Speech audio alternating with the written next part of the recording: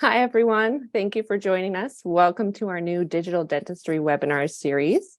My name is Anna. I'm an application engineer here at our in vivo software and platforms here at Osteoid. I'm joined here today by my colleague, Drew Ierzerski, who is our clinical product manager for our surgical guide team. We will hear a bit more from him in just a few moments. In the event that you are not familiar with Osteoid, we are a premier 3D imaging software company specializing in the in vivo software, dental services, and cloud platforms.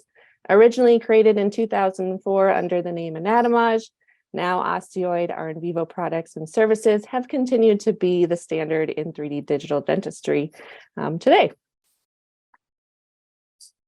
As your co-host today, we are excited to dive into part one of this new series, surgical guide planning.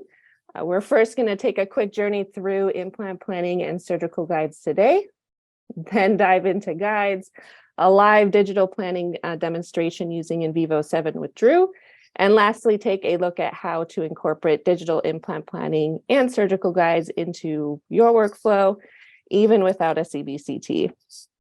Before we do get started today, there are a few housekeeping notes I do want to mention. We will have everyone muted during today's session. Feel free to jot down any questions that you do have in our Q&A box. We're going to save some time at the end here to go through them and answer a few of them before we conclude. So jumping right in, I'd like to start us off with a quick snapshot of our journey through what dentistry is today and the growth that we have observed. These are just a few quick stats we pulled from some of our reputable sources that reflect how the industry has evolved, even in the last 5 years that we have seen, pandemic included. In today's digital era, the increased awareness of the benefits of implant procedures, patients' awareness of their own need for oral health improvement, how as professionals we present this information, have all helped transform patient care and develop more streamlined processes for implant planning and guided surgery today. These attributes, alongside the advancement of 3D imaging technology, surgical devices like implant guides, are all key factors in the diagnostic tools we use, our comprehensive planning techniques, and our presentation capabilities in dentistry. As we continue to navigate the ever-developing digital world we live in today, the surgical placement of dental implants has become a more accepted standard of treatment for many practices and patients across the US. If we take a look at one of these stats, over 4 million implants were placed in the US in just a single year alone, with about 30% of these procedures being placed by trained general practitioners using advanced 3D planning software as well as surgical guides when applicable. We can definitely expect this area of dentistry to continue to grow as well as change over the next year. Keep in mind, this is just a really quick, small piece of a greater picture that we do see in dentistry. I won't take up too much more time going over these data sets. So without further delay, I'm going to go ahead and pass it off to Drew. He will be starting our demonstration off with a quick look into his role as our clinical product manager, what a dedicated surgical guide team is capable of, common guide types and materials, and an in-depth overview of digital implant planning with a surgical guide in mind. Thanks, Anna. Hi, everyone. My name is Drew. I'm a clinical product manager here at Osteoid. I'm responsible for the development of our in vivo guide products and the associated infrastructure. And I want to start off by briefly going into what in vivo guide is all about. So in vivo guide is the official name for our surgical guide department here at Osteoid. With in vivo guide, the process of making a surgical guide simple. The process begins when the materials needed for a guide are uploaded through our doctor portal, sent to our digital design team.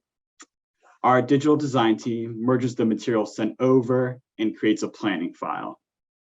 The planning file, which is sent back to you, the user, provides multiple advantages to make the treatment design process easier. Scatters removed from the scan, the alveolar nerve is mapped out, and digital wax-ups are added.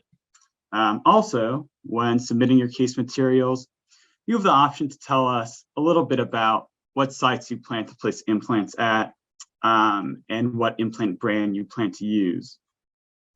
Then, when you receive your planning file, it will contain a tentative plan for you to work off of. So at this point, you can either plan the implants on your own, or if you'd like assistance with the treatment plan, you can schedule an appointment with our dental consultant team. Our dental consultants are more than happy to share their software, surgical guide, and implant planning knowledge to help you execute your vision. As a note, both the implant pre-planning and the treatment planning are available with any in vivo guide at no extra cost. So after you're happy with your treatment plan, the file is sent over to our production team. The production team fabricates our guides from high quality materials and equipment, and each guide is carefully worked on by our production technicians, and they then inspect the guide for any deviations or deficiencies. Also, throughout the entire process, our dental consultant team is available for any questions or requests you might have regarding your guide.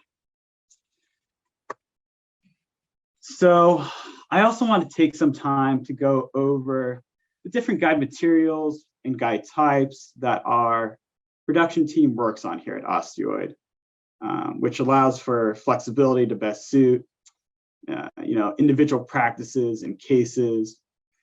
And the first material I'm going to be talking about is the material for our thermoform guides. Our thermoform guides are fabricated by vacuum forming thermoplastic over a printed model. This right here is an example of our thermoform guides. Thermoform guides are versatile, can be fabricated to suit a great number of situations. Some situations that you may want to consider using a thermoform guide for is if you have a case with many implant sites, especially if those implant sites are close to each other or adjacent crowns. Another case where you may want to use the thermoform guide is if you need the guide to be more customizable, such as by adding irrigation windows at specific points. And the other material I want to discuss is the material for our 3D printed guides. Our 3D printed guides are a value option. They're printed out of a material more opaque and rigid compared to our thermoform guides. The guide material is ideal for simpler cases, such as cases where there's ample spacing to adjacent implant sites and crowns. So moving over from guide materials to guide types, the first type I want to discuss is our tooth-supported guides, this one right here. Our tooth-supported guides can be made out of the thermoform or 3D printed material. Here at Osteoid, we consider a guide tooth-supported if the patient has any remaining dentition at the time of surgery, though the more teeth present, the better the stability. And if you have a tooth-supported guide with a narrow implant site, you may even want to consider using a pilot sleeve at that site. Now, our mucosa-supported guides are intended for patients that will be completely edentulous at the time of surgery. They can also be made out of our thermoform or 3D printed material. And mucosa-supported guides rest directly on the patient's soft tissue and are typically supported by up to 3 anchor pins. You can see those anchor pin sleeves right here. Now, our denture guides, which can only be made of the 3D printed material, are also intended for fully edentulous patients. We recommend this guide type for edentulous patients who have an existing well-fitting denture, as the guide is made to fit and look like the patient's denture. It can even be used with a bite index to ensure guide seating during surgery. Now, our bone-supported guides are intended for patients with a fully edentulous mandible. As the name suggests, this guide is meant to rest directly on the patient's bone after the guide is seated on the area that has been tissue flapped. You might decide to use a bone supported guide for a couple reasons. If you're unable to get sufficient soft tissue separation when taking the CT, or if you're unable to take a model of the patient's arch, you may want to consider a bone supported guide, as only a CBCT is required. If you'd like to visualize the alveolar bone before surgery, a bone supported guide may also be the right choice. Another situation in which we'd recommend a bone supported guide is if you decide to use a bone reduction guide. We typically see our doctors use bone reduction guides for patients with a knife edge ridge or an uneven ridge. As with our bone supported guides, we typically offer bone reduction guides only for the mandible. Our bone supported guides can be fabricated to sit on the ridge post reduction. And here at Osteoid, the dental consultant team is available to assist you in planning the reduction to achieve the optimal outcome. Now, as we talked about earlier, our surgical guide consultants are also able to help you treatment plan implant placement. We're actually going to showcase what planning in vivo might look like. The case we're going to showcase is on the more complex side, but not out of the scope of what our consultants are able to help you out with. So as you can see, this is a fully edentulous patient.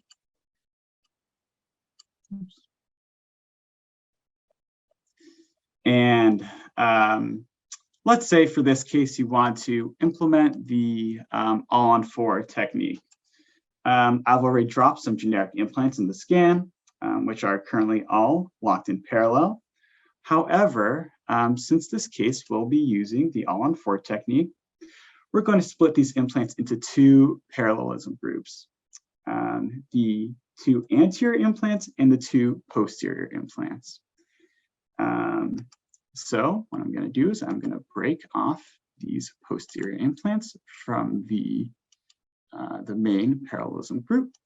And I'm going to set those two posterior implants at sites 4 and 13 in their own parallelism group. So now that those two implant groups are locked in parallel, we can take a closer look at each implant.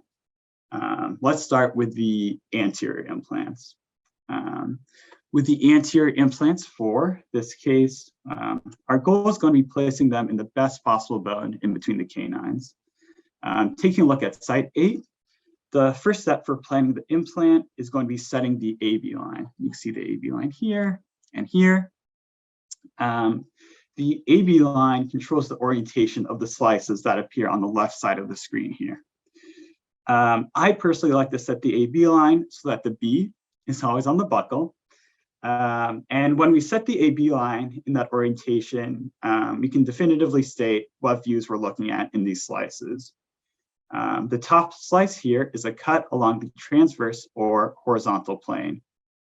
At the height of the AB line in this middle slice here, the middle slice showcases a buccal palatal cut, the buccal being on this side here, the palatal being on this side here.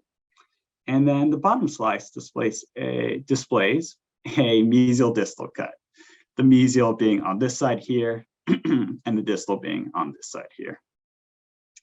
Now, taking a look at the implant itself, we can see that in this middle view right here, that the platform is a little bit close to the palatal plate, while the apex is a little bit close to the buccal plate. We should be able to fix both those issues in a couple steps here. First, we're going to rotate the platform of the implant towards the buccal. Let's see, let's say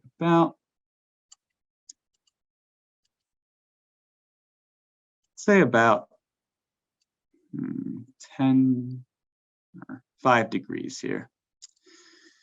Now we are a little bit further away from the buccal by the apex, the palatal by the platform, but it does look like we're a little bit submerged here. Looks like about a little bit under 3 millimeters. So what we can do is we can shift the implant. Let's start off about 1 millimeter towards the crest here.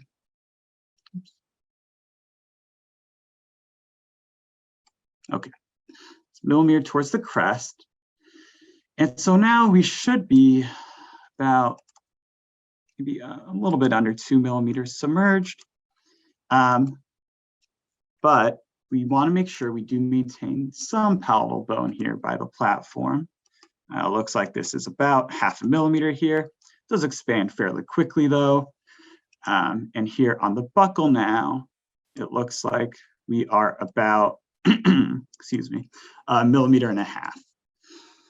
So let's say you were happy with the implant placement here, happy with the size of the implant, happy with the emergence here.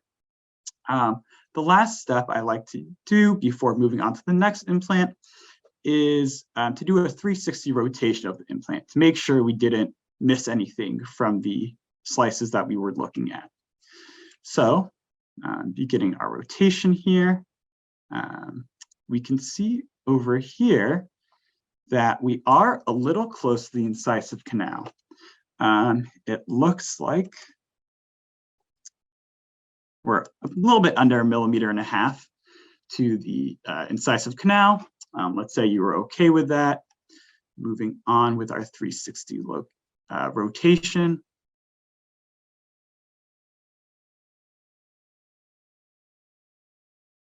Okay, let's say you were all good with that implant. Let's move on over to implant number 9. So you can see here that this is also a generic 3 5x10 implant in here. And you can see that we don't have a lot of bone at this site. Definitely less than around site 8. What we can do is, at this point, you could consider shifting the implant. If you want to prioritize buccal bone, you could consider shifting the implant a little bit to the palatal, as you do have less than 1 millimeter of buccal bone yes, you have a little bit less than 1 millimeter of buccal bone. You could consider moving it to the palatal, but that might expose the implant on the palatal, the platform of the implant on the palatal. So at this point, you would consider, should I prioritize my buccal bone, or should I prioritize the parallelism? Let's say you are prioritizing the bone that your implant was placed in. Let's go over here, back to the pano implant view. A second here, and then let's break off 9 from the parallelism group. Let's go back here, and let's try rotating the platform just a couple degrees more towards the buccal. Let's say about 3 degrees here. Let's do 4. And then we have a little bit room then to shift it back towards the palatal. So it looks like our emergence is still okay here. Of course, these are divergent. It looks like the implants at sites 8 and 9 are about 3.9 degrees divergent. But now we do have, it looks like at least 1 millimeter on the buccal there, a little bit over. We still managed to keep at least a little bit of bone here by the platform on the palatal. And now let's say you were happy with the placement and the emergence of this implant. Again, let's do a 360 rotation, make sure we're not missing anything.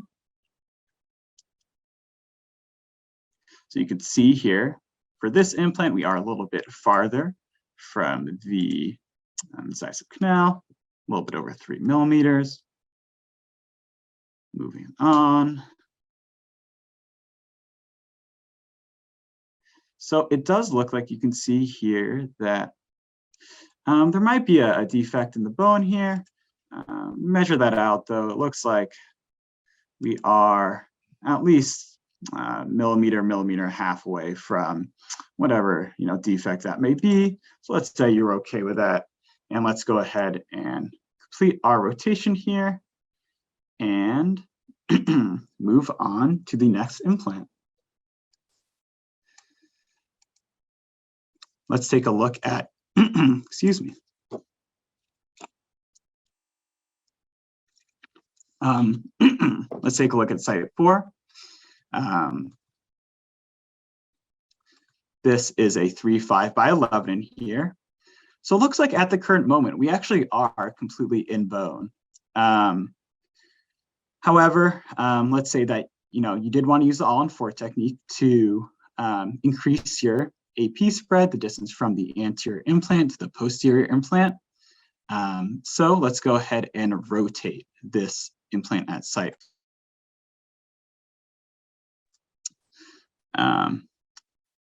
Let's make sure we're all squared up here with the AB line. And let's go ahead and rotate this. Let's start off by rotating it about 25 degrees to the posterior. And remember, this is in parallel with that other implant on the contralateral side. So both of them are being rotated the exact same amount to the distal. Okay, so let's take a look at where we are now in relation to the sinus over here and to the buccal and palatal bone here. So you can see here that with its current rotation, we do have a nice spread. We are completely in bone still, but that the apex of the implant is pretty close to the buccal plate.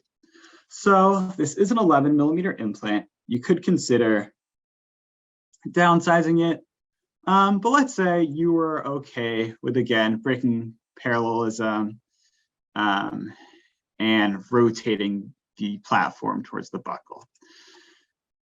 So let's break parallelism here, moving over to the panel implant view,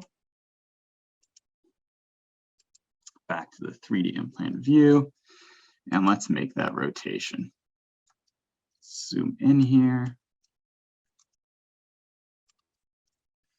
And let's try rotating the platform of the implant towards the buccal.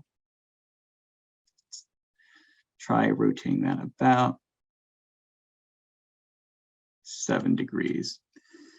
So that does now, it looks like it might have, the emergence might be a little bit buccal, but it looks like we also have a little bit of room to shift that towards the palatal. So let's shift that over. Okay, and now it looks like from this view, we still have 1.1 millimeters on the palatal, and by the apex on the buccal, we have over 2 millimeters from this view. So let's take a look at the bottom slice here. See how far away we are from the sinus. Now it's a little bit hard to tell here in this scan where exactly the sinus floor is versus what sinus lining. But that of course is up to your clinical discretion. It looks like, conservatively might be around 1 millimeter here, could be up to 2. But let's say you were happy with this implant placement. And let's go ahead and do our 360 rotation, make sure we're not missing anything here.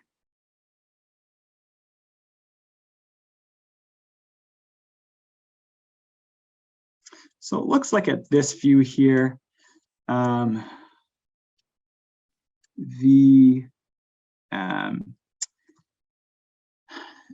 implant on the implant platform might be a little bit exposed here. So let's just shift this a little bit, very slightly, make sure that that platform is completely surrounded in bone. And we're looking to make sure we still have good bone at all other points. And it looks like we do. So let's say you're happy with this implant placement here and move on to the last implant. So remember, this implant here at site 13 was rotated with that implant at site 4, around site 4. And so looking at the slices here, I'm noticing two things. First, the platform of this implant. First of all, the rotation of this implant is pretty significantly towards the palatal. Second, the platform of this implant is pretty close to the palatal plate here. And third, the apex of this implant is pretty close to the sinus. So let's start off by shifting this implant towards the mesial to get a little bit more room here by the apex.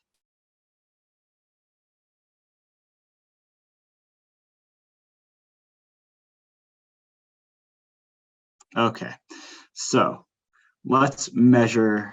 We are going to move it around a little bit, but as a start here, let's just measure it out right now from the apex to the sinus, and it's a little bit over 1.5 millimeters right now. But we have a couple other things that we have to fix here before we finalize the position. Here, now that we've moved it towards the mesial, you can see that we're even closer by the apex towards the buccal now. So let's go ahead and rotate the platform of this implant a little bit towards the buccal here. It's pretty significantly. Let's do start off with about 11 degrees there. And then let's then shift it back a little bit towards the palatal. And let's see what our measurements look like now. You know what, actually, looks like we could rotate it just a touch more. And that might improve our emergence also. Okay, so it looks like by the apex of the implant now,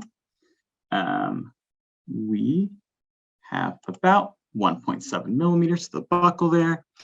And by the platform of the implant, we have about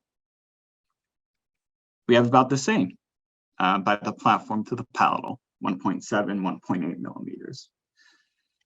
So now that we've made those rotations, let's just check again, see what the distance is from the apex of this implant to the sinus. Looks like it's about 1.5 millimeters. Let's say you were okay with that distance, all the other distances here. And let's finish with our 360 rotation of this implant.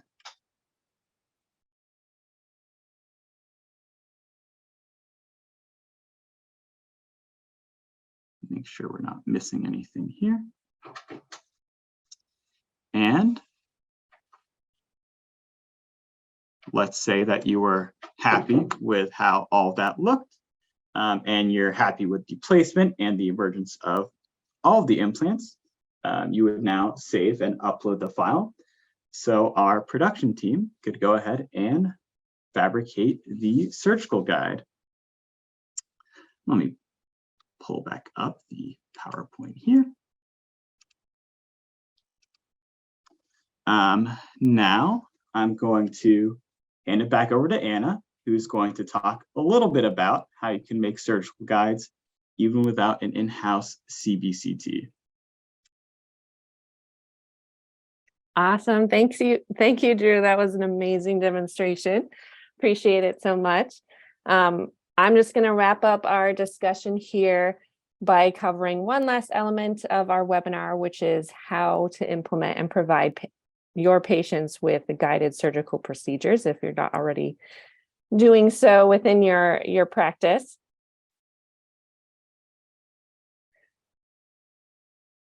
So on the next slide here, we all know that based off of Drew's presentation and from general knowledge within our digital dentistry scope, planning and fabricating a surgical guide involves a few crucial pieces of data, one being the DICOM data, our 3D scan of the patient, and the equivalent to an intraoral scan of the patient's existing or lack thereof dentition.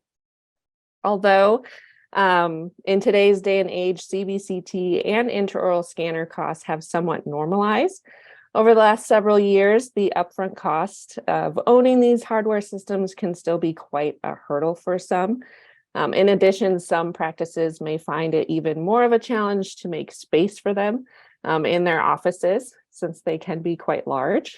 So we've put together a quick list of ways where we have seen our users and others navigate these particular challenges so that they too can implement this type of workflow and get started both with digital implant planning as well as surgical guides.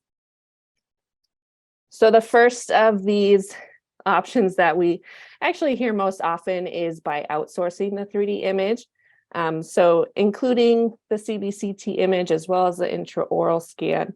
What we've seen our users and others do is outsource to either a mobile company that will travel to the patient, record those specific data sets that you will need for fabricating and planning, or having the patient travel to an imaging center in particular. So that way, all of the CBCT data as well as the intraoral scan can then come back to you for your applicable planning. So that's the one that we typically hear most common. Second would be developing a really good relationship with a colleague across the hall that may own a CBCT already, or even across the road or down the road from you. We do see a lot of our users, particularly general practitioners, who will link up with their specialty colleagues who are already using CBCT, say an orthodontist or an oral surgeon. And that allows them also to tag team on specific cases that may be a little bit more challenging and require a little bit more finesse when it comes to guides. And then the last element is a little less common, but we do see it still, would be potentially joining a DSO organization or a larger organization where they allow for the financial backing of purchase of said machines. So those are the three most common that we typically see. It looks like we are rounding out to our 45-minute mark. So I'm going to go ahead and take a look at our Q&A box and open our discussion portion of today's webinar. So let's go ahead and take a look here. All right, Drew, I do see a couple of questions that have come in thus far. I'm going to let you tackle this first one here. It looks like, can I use my typical non-guided implant instrumentation when using a guide? Yeah. We're compatible with a large range of implants and surgical kits here at Osteoid. Even if you usually use an implant that's not guided by the implant manufacturer, there's a good chance that we have the implant in our software, and you can place the implant with our pilot sleeve or Osteoid's universal kit. And all that's needed actually for to use our pilot sleeve is a single pilot drill, which can be set to guide to depth. So yes. Perfect. I think that kind of segues into the next question that I do see on here, which is what kits is Osteoid compatible with for guided implants?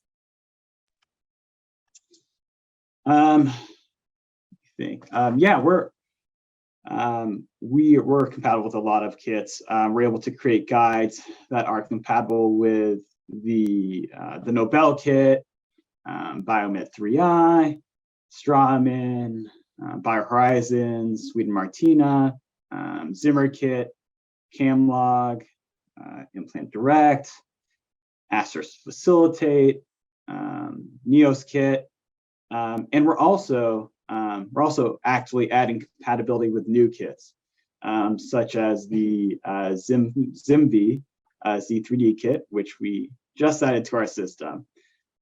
So you can use if you already have a kit you like, chances are you can use the same handles and drills that you're currently using with our guides. Perfect. It looks like we have just enough time for one more question. This one here I can cover, Drew. It's asking, do I need to own your software to create a surgical guide or order a surgical guide through your company? This one's a pretty easy one to answer. We actually have a great recent release of our NVivo Workspace and NVivo One plans, which offer a great way to access our surgical guide services. These plans actually also provide a great monthly or annual subscription to our NVivo Workspace cloud platform and the desktop application NVivo 7. So you're getting software and access to our guide services at a very minimal cost, depending on which subscription you are opting for, monthly or annually. If you are interested in learning more, we'll be sending a follow-up email following this webinar that will help guide you through signing up via NVivo Workspace or connect you with our sales rep team for additional questions. So let me just take a quick extra look here. Looks like we are all set. I do want to thank everyone for joining us today. Thank you for taking time out of your Fridays. We do look forward to seeing you all again in part 2 of our new series, which is going to be focusing on radiology. Look out for, again, that follow-up email from us with the link to this webinar's recording, answers to any questions that we may have missed or that come up afterward. And we look forward to seeing you guys next time. Thank you so much.